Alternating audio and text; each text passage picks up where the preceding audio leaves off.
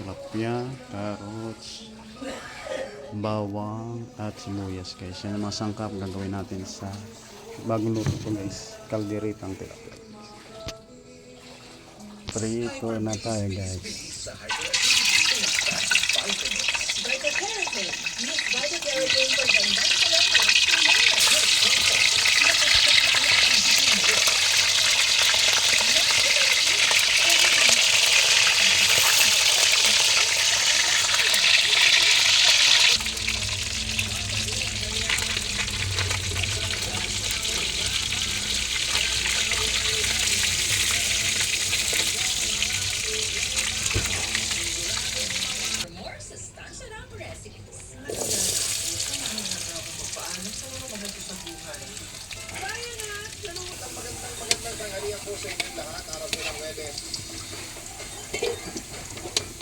Grabe ano? Isang araw, March 13. Sa lahat ng mga kapuso natin, mainit pa ng ating weather ngayon.